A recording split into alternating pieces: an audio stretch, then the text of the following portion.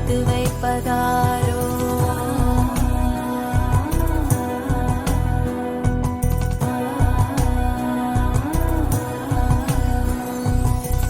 கொந்தளித்து எழுகின்ற முன்வினையும் ஆசை கொண்டு இழுக்கின்ற மறுமுனையும் செய்கின்ற செயலுக்கெல்லாம் எதிர்வினையும் தீருகின்ற காலம் அது எக்காலம் என ஏங்குகின்ற உயிருக்கெல்லாம் பொற்காலம் இது பொற்காலம். கீதையினும் வேதம் கூறுகின்ற சாரம் உங்கள் உள்ளம் தேடி பாயும் பொன்னான நேரம்.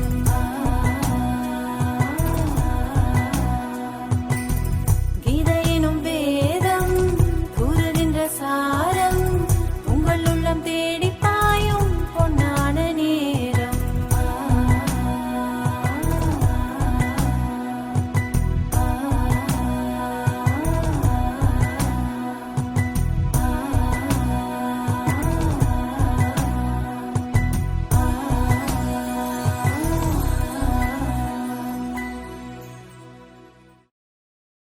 வணக்கம் நேயர்களே.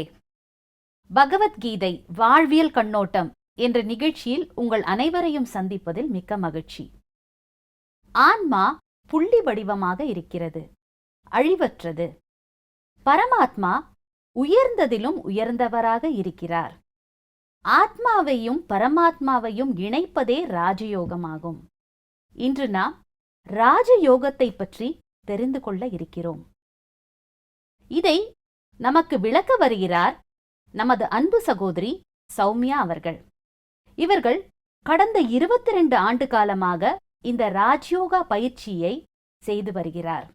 இவர்கள் மத்திய அரசு வேளாண்மை துறையில் பணிபுரிந்து விருப்ப ஓய்வு பெற்றுள்ளார். இவர் கீதை சார்ந்த பல ஆன்மீக நிகழ்ச்சிகளை செய்து வருகிறார். வணக்கம் சகோதரி. வணக்கம். ஓம் சாந்தி. ஓம் சாந்தி. சென்ற நிகழ்ச்சிகள்ல நம்ம ஆத்மாவை பற்றி தெரிந்து கொண்டோம். ஆத்மா புள்ளி வடிவமாக இருக்கிறது, அழிவற்றதாக இருக்கிறது என்று கூறினீர்கள். பரமாத்மா என்பவர் உயர்ந்ததிலும் உயர்ந்தவர். அவர் தந்தையாகவும் இருக்கிறார், தாயாகவும் இருக்கிறார், குருவாகவும் இருக்கிறார் என்று கூறினீர்கள். இந்த ஆத்மாவையும் பரமாத்மாவையும் இணைப்பதுதான் ராஜயோகம். ஒரு நிகழ்ச்சியில் நீங்கள் மன்மனாபவ என்ற வார்த்தையை பிரயோகம் செய்தீர்கள். மன்மனாபவ என்றால் என்ன? இதை விளக்கி கூற முடியுமா? கூற முடியும். கீதையில பல இடங்கள்ல இறைவன் என்ன சொல்லியிருக்கார் அப்படின்னாக்க, அனைத்து பிரச்சனைகளுக்கும் தீர்வு, அனைத்து பாவங்களிலும் அதிலிருந்தும் விடுபட ஒரே வழி என்னுடைய நினைவு அப்படின்னு சொல்லி. இப்போ நம்ம அவர் யாரு அப்படின்னு தெரிஞ்சுக்கிட்டோம். அவருக்கும் எனக்கும் உள்ள அழியாத உறவையும் நாம் தெரிஞ்சுக்கிட்டோம். இப்போ நம்ம அவரை எப்படி நினைக்கிறது அப்படிங்கிறதுக்காக கீதையில அர்ஜுனனுக்கு அவர் என்ன கூறினார் அப்படின்னு ஒரு ஸ்லோகம் பார்க்கலாம். ராஜவித்யா ராஜகுஹ்யம் பவித்ரம் இதமுத்தமம். ராஜவித்யா ராஜகுஹ்யம் பவித்ரம் இதமுத்தமம். பிரத்யக்ஷாவகமம் தர்மியம் சுசுகம் கர்த்தும் அவ்யயம். பிரத்யக்ஷாவகமம் தர்மியம் சுசுகம் கர்த்தும் அவ்யயம். இதில் என்ன சொல்லியிருக்கார் அப்படின்னாக்க, அர்ஜுனனே, இந்த வித்யை நான் கற்றுக் கொடுக்கக்கூடிய இந்த வித்யா, ராஜ வித்யா, அனைத்து வித்தைகளிலும் சிறந்தது இது. It is king of all sciences அப்படின்னு சொல்லிட்டார். அதாவது இது இப்போ இதை ஒரு விஞ்ஞானம்னு அப்படின்னு சொல்லியிருக்காரு. ராஜகுஹ்யம், இது ரொம்ப ஆழ்ந்த ரகசியம் வாய்ந்தது.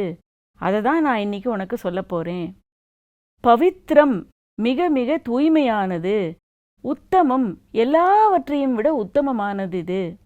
அப்புறமா என்ன சொல்லியிருக்காரு அப்படின்னாக்க, பிரத்யக்ஷாவகமம், அதாவது கண்கூடாக பலனளிக்கக்கூடியது, உணரக்கூடியது. தர்மியம், நீதி வாய்ந்தது. சுசுகம், அதாவது சுலபமாக, கர்த்தும், செய்வதற்கு இது மிகவும் சுலபமானது. இப்படிப்பட்ட ராஜயோகத்தை இன்னைக்கு உனக்கு நான் இந்த ஆழ்ந்த ரகசியத்தை நான் உனக்கு கூறுறேன். அப்போ இறைவன் நமக்கு சொன்ன இந்த ஒரு ரகசியம்தான் அனைத்து பாவங்களிலிருந்தும் துக்கத்திலிருந்தும் விடுபடுவதற்கான ஒரே வழி. இதுல அவர் இதை நான் உனக்கு ஒரு மதத்தை போதிக்கிறேன்னோ, ஒரு கொள்கையை சொல்றேன், கோட்பாடு இல்ல ஒரு ஃபெய்த்து ஃபிலாசபியை சொல்றேன்னு சொல்லல. நான் ஒரு சயின்ஸு, இது இந்த யோகம் அப்படிங்கிறதே ஒரு விஞ்ஞானம், இதை தான் உனக்கு சொல்றேன் அப்படின்னு சொல்றாரு. அதனால இது எல்லாருக்கும் உகந்தது அப்படிங்கிறது இதிலிருந்தே நம்ம புரிஞ்சுக்கலாம். ரொம்ப அழகா சொன்னீங்க. இறைவனை நினைப்பதே ராஜயோகம். இறைவனை நினைப்பதன் மூலம் என்ன நமக்கு பலன் கிடைக்குதுன்னா, நம்மளுடைய பாபங்கள்ல இருந்து ஒரு விடுதலை கிடைக்கிறது. வேறு ஏதாவது பலன்கள் இருக்கிறதா இறைவனை நினைப்பதன் மூலம்? இப்போ யோகம் அப்படின்னாலே இணைப்பது. சம்ஸ்கிருதத்துல யுஞ்ச் அப்படின்னு ஒரு சப்தம் இருக்கு, டு கனெக்ட். அப்ப எதோட கனெக்ட் பண்றது, இணைக்கிறது அப்படின்னாக்க ஆன்மாவை பரமாத்மாவோடு இணைப்பது. எதால இணைக்கிறோம் அப்படின்னா மனதால் செய்யக்கூடிய ஒரு தொடர்பு அப்படின்னு சொல்லலாம். இதற்கான ஸ்லோகத்தை நான் சொல்றேன். யுஞ்சன்னேவம் சதாத்மானம் யோகி விகத கல்மஷஹ. யுஞ்சன்னேவம் சதாத்மானம் யோகி விகத கல்மஷஹ. சுகேன பிரம்ம சம்ஸ்பர்ஷம் சாந்திம் நிர்வாண கச்சதி. சுகேன பிரம்ம சம்ஸ்பர்ஷம் சாந்திம் நிர்வாண கச்சதி. அதாவது யோகி அப்படின்னு சொன்னாக்க கனெக்ஷன் அப்படின்னு சொன்னேன், இறைவனோடு தொடர்பு கொள்றது அப்படின்னு. இந்த யோகத்தோட பயன் என்ன அப்படின்னு நீங்க கேட்டீங்க. இப்போ இன்னைக்கு உலகத்துல எது செய்யறதுக்கு முன்னாடியும் இதனால எனக்கு என்ன பெனிஃபிட் கிடைக்கும்னு கேட்பாங்க. அந்த லாபத்தை தெரிந்து கொண்ட பிறகுதான் அதை செய்யறதுக்கு நமக்கு ஒரு உற்சாகமே வரும். அப்போ இதுல முக்கியமா இறைவன் என்ன சொல்றார் அப்படின்னாக்க, யுஞ்சன் ஏவம், இதே போல என்னோடு மனதை நீ தொடர்பு கொள்ளும் பொழுது யோகி விகத கல்மஷா, மனதுக்குள்ள இருக்கக்கூடிய எல்லா தோஷங்கள், கல்மஷங்கள்னு சொல்றோம் இல்லையா, அந்த ஒரு தவறான எண்ணங்கள், ஒரு குரூரமான சிந்தனைகள், இது எல்லாமே விடுபட்டு போயிடுறது. விகத கல்மஷா. அடுத்தது பிரம்ம சம்ஸ்பர்ஷம் சுகேன. மனதால நம்ம அவரை நினைக்கிறோம் அப்படின்னாலே அந்த பிரம்மத்தை நம்ம புத்தியால தொடரும் அப்படின்னு அர்த்தம். அப்போ அப்படியா நம்ம புத்தியால கனெக்ட் ஆகும் பொழுது அது அத்தியந்த சுகத்தை நாம் அனுபவம் பண்ணுறோம்.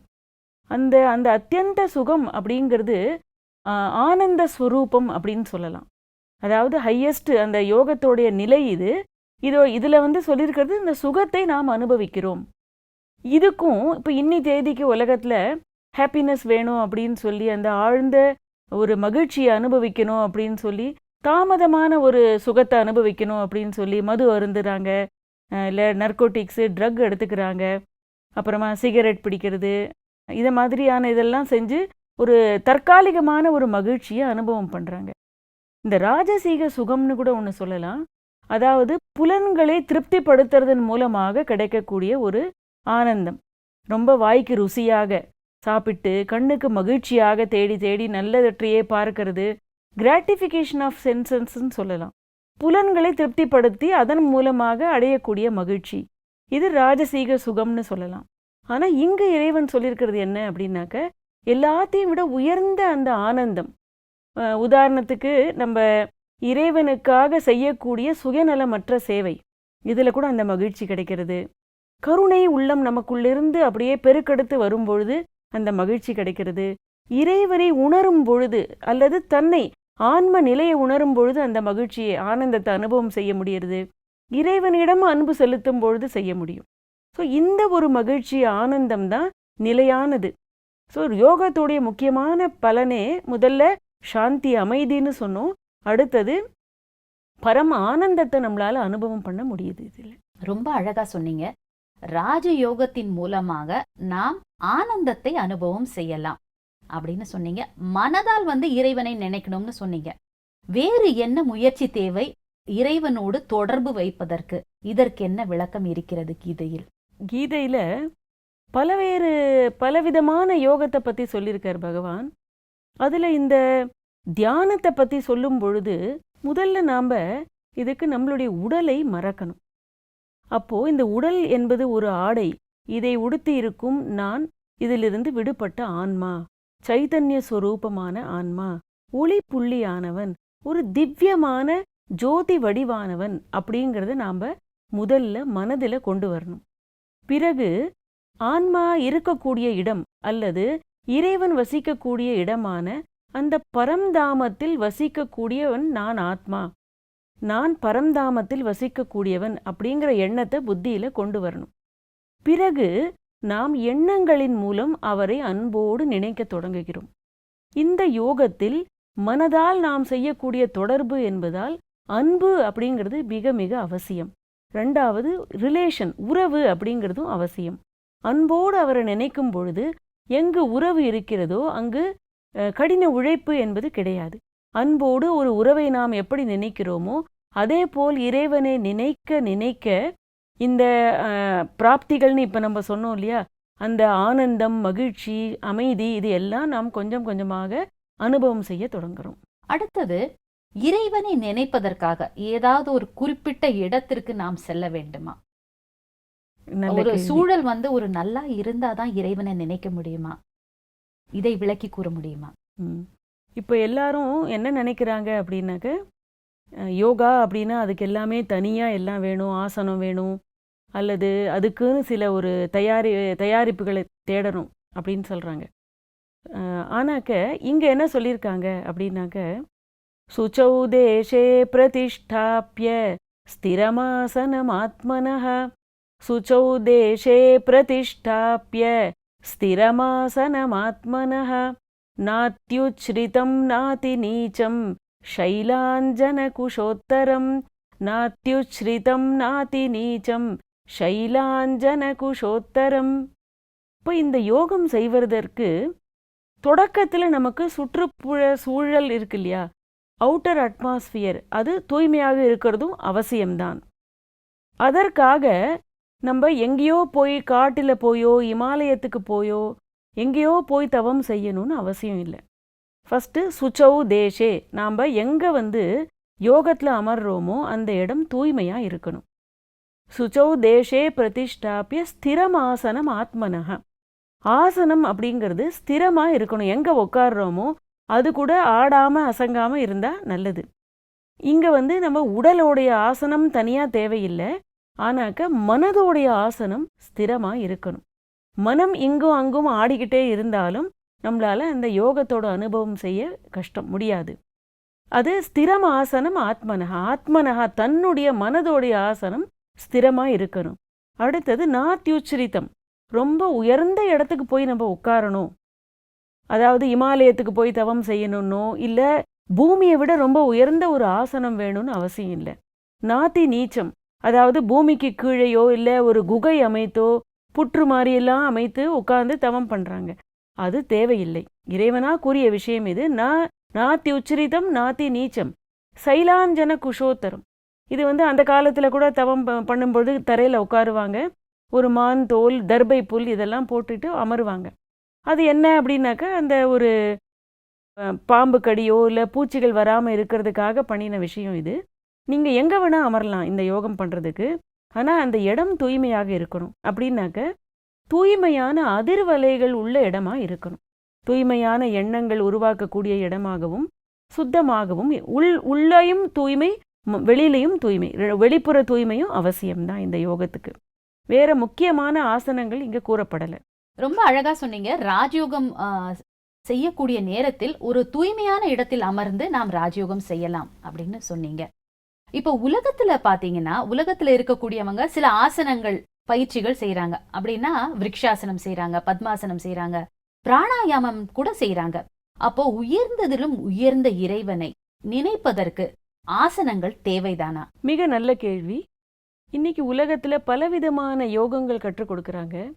அதாவது மந்த்ரா மெடிடேஷன் சொல்றாங்க, ஒரு மந்திரத்தையே ரிப்பீட் பண்ணணும்னு, ரிதமிக் பிரீதிங்னு சொல்லி கண்டினியூஸாக நம்ம மூச்சு காற்றை இழுக்கணும் விடணும், அதையே நீங்கள் பார்த்துக்கிட்டே இருங்க, ஃபீல் பண்ணுங்கன்னு சொல்கிறாங்க. அப்புறமா தியானம்னு ஒரு பொருளை எதிரில் வச்சுட்டு அதையே பார்த்துட்ருங்க அப்படின்னு சொல்கிறாங்க. புத்திஸ்ட் மெடிடேஷன் சொல்கிறாங்க, ஜென் மெடிடேஷன்னு சொல்கிறாங்க, வேதிக் மெடிடேஷன் புதுசாக வேற ஒன்று சொல்கிறாங்க. இப்போ பல்வேறு மெடிடேஷன் தியான நிலை கற்றுக் கொடுக்குறாங்க. ஆனால் இந்த ராஜயோகம் அப்படிங்கிறதுக்கு இது மனதால் நாம் செய்யக்கூடிய யாத்திரை அப்படிங்கிறதுனால இதற்கு மனதால் நாம் அமைக்கக்கூடிய ஆசனம் அதுதான் தேவை. உடலால் நாம் செய்யக்கூடிய ஆசனங்கள் நீங்கள் செய்ய முடியும், என்னால் செய்ய முடியாது. இல்லை ஒருவரால் முடியும், இன்னொருவருக்கு கஷ்டம். ஒற்றை காலில் நிற்கிறது எப்பொழுதும் 24 மணி நேரமும் நிற்க முடியாது. ஸோ இப்படியெல்லாம் பல்வேறு விஷயங்கள் இருக்கிறதுனால இந்த ராஜயோகமானது முதல்லையே பார்த்தோம் செய்யறதுக்கு மிகவும் சுலபமானது அப்படின்னு சொல்லி. அப்போ சுலபமான ராஜயோகத்தை நம்ம செய்யணும் அப்படின்னா கடினமான ஆசனம் கட்டாயமாக இருக்க முடியாது. மனம் என்னும் ஸ்திரமான ஆசனத்தில் நான் அமரணும். அப்போ மனதை ஒருமுகப்படுத்தி உயர்ந்த எண்ணங்களை நான் உருவாக்கி பிறகு அதே எண்ணங்களோடு அன்போடு இறைவனை நினைவு செய்யணும். இதுதான் இந்த ராஜயோகத்திற்கு ஒரு தேவையான ஒரு பேசிக்கான ஒரு பூர்த்தி செய்யக்கூடிய விஷயம்னு நான் நினைக்கிறேன். ஆசனம் அப்படிங்கிறது உடல் சார்ந்தது தான் அதிகமாக, மனம் சார்ந்தது கடைசியில் சொல்கிறாங்க. பட் உடலுக்காக செய்யக்கூடிய விஷயந்தான். இப்போது உடலை ஒருமுகப்படுத்துவதற்கு ஆசனம் உபயோகப்படுகிறது. அவர்கள் என்ன நினச்சிட்டாங்க அப்படின்னா, உடலை ஒருமுகப்படுத்துவதன் மூலம் நான் மனதை ஒருமுகப்படுத்த முடியும். ஆனால் மனம் ஒருமுகப்பட்டால் உடல் தானாகவே ஒருமுகப்படும். அதனால் இங்கே நமக்கு இறைவன் சொல்லி கொடுக்குற இந்த தியானமானது ஆசனங்கள் தேவையில்லை. ஆனால் மனம் என்னும் ஸ்திரமான ஆசனத்தில் 2 புருவங்களுக்கு நடுவில் உள்ள ஆன்மாவை உணர்ந்து பிறகு மனதால் இறைவனை நினைப்பது அல்லது அவருடைய ஸ்வரூபத்தை பார்ப்பது. இது மிக சுலபமான யோகமாகும். ரொம்ப அழகா தெளிவா எக்ஸ்பிளைன் பண்ணீங்க. இந்த ராஜயோகம் செய்வதற்கு எந்தவித ஆசனங்களும் தேவையில்லை. மனதை ஒருமுகப்படுத்த வேண்டும், மனதால் இறைவனை நினைக்க வேண்டும் என்று கூறினீர்கள்.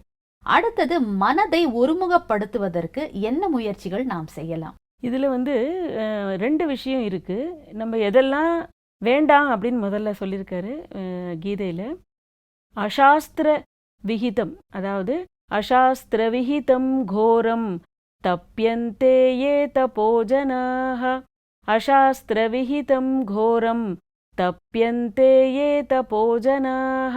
டம்பாஹங்கார சம்யுக்தாஹ அசாந்திம் பிராப்தி கச்சதி. அதாவது அசாஸ்திர விகிதம், சாஸ்திரங்களில் சொல்லப்பட்ட முறையற்ற தவத்தை சில பேர் செய்கிறாங்க. எப்படி அப்படின்னாக்க, ஒரு டாம்பீகம், அகங்காரம், ஒரு டம்பா அகங்கார அப்படின்னா டாம்பீகமும் அகங்காரமும் நிறைந்த மனதோடு காமராக பலான்விதாக, அதாவது ஒரு இச்சையால் உந்தப்பட்டு, ஏதாவது எனக்கு இது வேணும் இது வேணும் அப்படின்னு ஒரு இச்சையோடு நாம் செய்யக்கூடிய யோகமானது சிறந்தது அல்ல. காமராக பலான்விதாக, இச்சையோடு செய்யக்கூடிய யோகம் தேவையற்றது.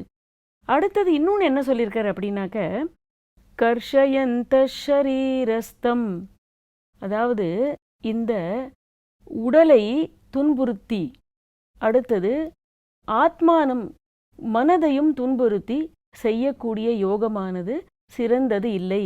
இது அசுர நிச்சயம் உடையவர்கள் செய்யக்கூடியது அப்படின்னு சொல்லியிருக்கு. அசுர நிச்சயம் உடையவர்கள் அப்படின்னாக்க நம்ம பார்க்கலாம், தாந்திரிக வித்தைகள் இருக்கு இல்லையா, அதெல்லாம் அந்த வித்தைகளுக்காக ரொம்ப கோர தவம் செய்வார்கள் சில பேர்கள். அப்போ அப்படி செய்யும்பொழுது இந்த மாதிரியான சில விஷயங்களை அவர்கள் பின்பற்றுறாங்க. ஒத்த காலில் நிற்கிறது, இது மாதிரி எல்லாம்.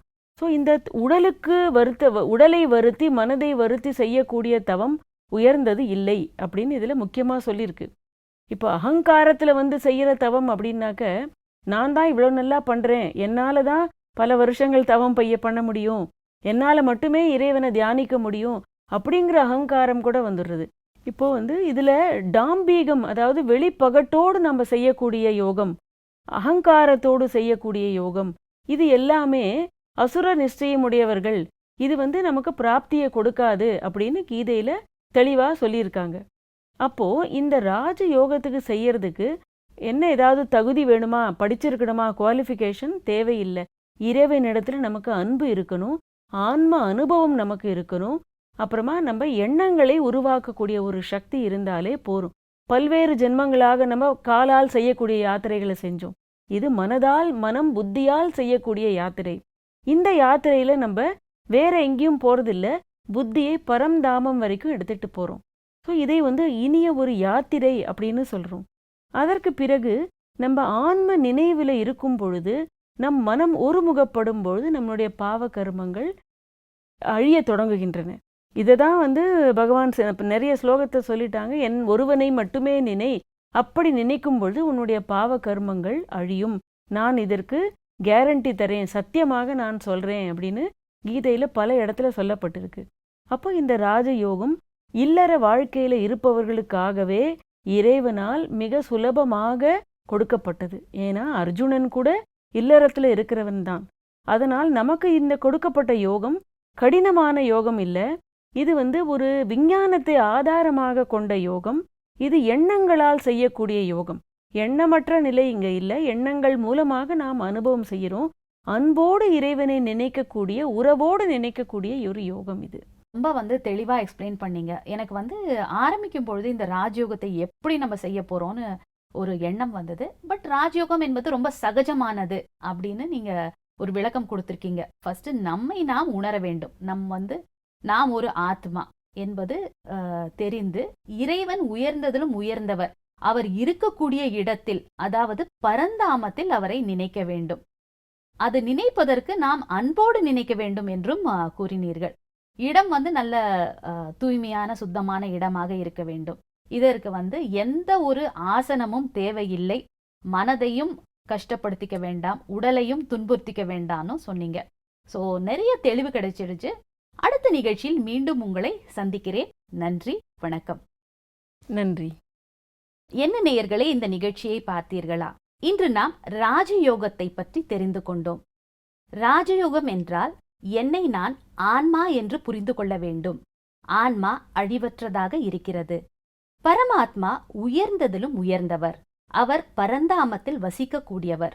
இதற்கு தூய்மையான சுத்தமான இடத்தில் உட்கார்ந்து யோகம் செய்ய வேண்டும்.